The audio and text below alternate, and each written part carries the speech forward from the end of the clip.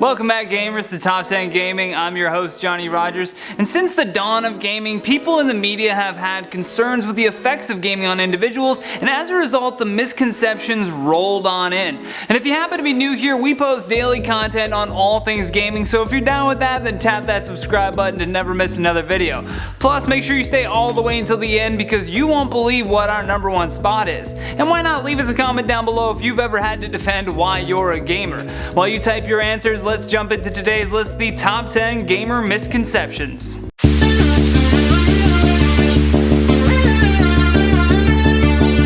At number 10, they're lazy. This is one of the go-to complaints of gamers due to the nature of gaming. From an outsider perspective, they look at someone staring at a screen for hours at a time, barely moving, and the immediate reaction is that gamers must be lazy. This is completely ridiculous because the very definition of the word lazy is unwilling to work or use energy. And if anyone has ever played a campaign mode, they know that it's nothing but work, energy, and dedication. And if you play for upwards of 4+ hours, that's pretty dedicated to finishing a task. It's more of a subjective criticism if anything. To them, lack of movement may seem like laziness, however, just because you're not achieving the same tasks as those around you doesn't mean that your own ambitions are lazy. And at number 9, a waste of time. Just because you sink a lot of time into video games doesn't by any stretch of the imagination mean that you're wasting your time. In fact, much like the last point of laziness, it's the exact opposite, which is usually how misconceptions go. For many, video games stimulate and encourage them in ways that other things may not. The benefits of having a hobby like gaming are that it's a much more interactive form of consumption. I mean, you can call Netflix a hobby, but mindlessly consuming content with zero interaction is a waste of time. Unless you're watching Black Mirror's Bandersnatch, but hey, even that was linked to gaming, which is why it became interactive in the first place. Gaming is a form of entertainment, and for some, it's a form of meditation. It's a way that we can communicate with other players around the world, even if you're socially awkward. Plus, games such as Luminosity have proven that educating through gameplay can teach valuable lessons and increase cognitive performance. And at number 8, not beneficial. This common misconception that video games have zero benefit for the gamer kind of branches from our last point. A new international research study has found that playing action video games could actually positively affect the brain's cognitive abilities, which include things like perception, attention, and reaction time. Gaming has been shown to improve emotional well-being and actually form strong friendships with people you wouldn't normally interact with. On a societal level, that's a really beneficial thing. For example, if you make a friend that lives in another country and realize that you have more in common than you thought, then things like xenophobia no longer really affect you in the same way. A study published in 2014 shows that action games could actually help dyslexic children read faster, and the results in comparison with traditional treatments were kind of right on par. And at number 7, they're violent. I feel like this misconception is slowly leaving us, but whenever a school shooting happens or a major tragedy involving gun violence, if the perpetrator is a gamer, then the media is quick to jump on that as being the reason why they committed this horrific act. This couldn't be further from the truth. If anything, it's correlation, not causation, for why they did such a thing. For the most part, gamers are introverted individuals that wouldn't hurt a fly. Plus, not all video games are Call of Duty per se. There is so much diversity in the types of video games that exist that to generalize in that kind of a way is really disappointing. It gives video games a bad reputation and really is just a scapegoat as to understanding why someone would be violent. The real conversation should be, what was their home life like? Did they show any signs of mental illness? Were they bullied? These are much larger conversation topics that need to happen.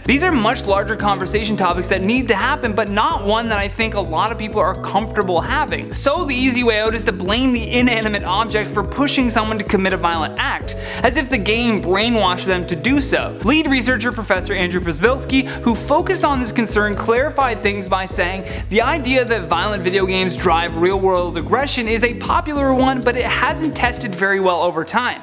Despite interest in the topic by parents and policymakers, the research has not demonstrated that there is any cause for concern. And at number 6, they're super nerds. For a long time, for whatever reason, if you played video games, people would automatically assume that you're this super nerd. I can't count the number of times my parents believed I could fix a computer computer because I played Pokemon on a Game Boy Color. I suppose for the older generation, they had such a lack of understanding with technology that if we were proficient at any technology, they thought that it was a transferable skill. Makes sense. But in some cases, this is true, especially for PC gamers, because for the most part, you're dealing with the system as a whole in order to run your game, so inherently it's better to have an understanding of your computer to just play video games. Perhaps that's where this misconception happened, but for the most part, console gamers are just people who enjoy that specific medium of entertainment, so just don't assume that I can jailbreak your iPhone because you watch me hack something while playing Spider-Man. And at number 5, only men play games. This is one of those misconceptions that I can understand because for a long time the gaming industry has primarily been dominated by men.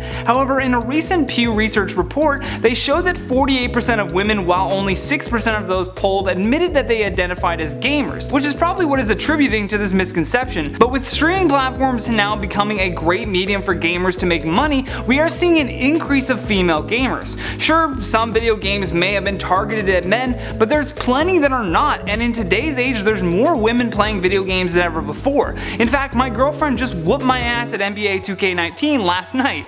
One of my best friends and his girlfriend consistently play video games together as a way of bonding, and in both scenarios though, we never had to convince them to play. Both of our girlfriends already enjoyed playing video games, so video games are for everybody, not just guys. And at number 4, gamers are dumb. Again, I'll harp on a misconception that couldn't be further from the truth. The Department of Defense did a research study that plainly states that gamers are intelligent and that video games can actually increase intelligence by 20%. As I mentioned previously, it's the interactive portion of games that engage our brains to solve problems on the go. Even things such as reaction time are improved from simple game mechanics like when you're flying down a street in GTA and you have to narrowly avoid an oncoming car. The study found that video games also increase perceptual abilities, improve short-term memory, and help you focus for longer periods of time. In short, gamers are consistently flexing their brain muscles, meaning that it must learn how to work at a higher level of efficiency. And at number 3, no friends. Before the age of online multiplayer games, this perspective that gamers have no friends may have rang a little true. However, in today's age where nearly every game has an online element, it's simply a misconception now. A new research paper is indicating that teen gamers have just as many friends in high school as their non-gamer classmates. The study, which took place at Uppsala University in Sweden, found that gaming itself is a great source of real-life friendships. The co-author of the study said, "Results indicate that how much time young people spend on gaming is not a significant factor for friendship formulation in the studied sample. Moreover, high use did not make game users socially isolated or less popular in school, because gaming has become such a huge piece of our culture that many people have new things in common with each other where they wouldn't normally when comparing other interests." And at number 2, only kids play games. Sure, kids love playing video games because they're interesting, their friends are online, and perhaps it presents the first real challenges of their life that they can have the power to solve all by themselves. That can be really empowering and addictive for any kid, thus making a majority of gamers to be a younger crowd. Although in reality, the average video game player as a whole is roughly 34 years old, with 72% being at least 18 years old. According to the Entertainment Software Association, the group says more than 150 million Americans play video games, so without a doubt, it's not just kids playing these games. Gaming is for people of all ages. Last but not least, in our number 1 spot, no job future. The biggest misconception that non-gamers have when it comes to gamers is that there's no way that you can make money from doing this.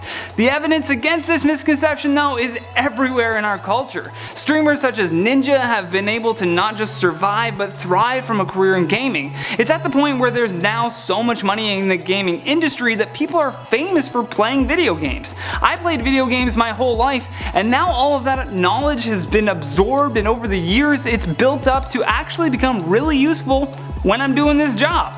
Just because you play video games doesn't mean that you need to find a career in playing video games. There are plenty of job prospects left, right, and center if you know where to look. You can now go to university to get a degree in video game design, you can become a video game tester, you can host your own YouTube show about gaming. The point is, there is a big future in gaming, and as technology progresses, the demand for jobs in gaming will only increase. And that has been the top 10 gamer misconceptions. Thank you so much for watching. If you enjoyed this video, show us some love by tapping that like and subscribe button. Plus, leave us a comment down below with your thoughts on this list. And for more videos like this one, all you have to do is click that playlist on the screen. From Top 10 Gaming, I'm Johnny Rogers. Until next time, take care.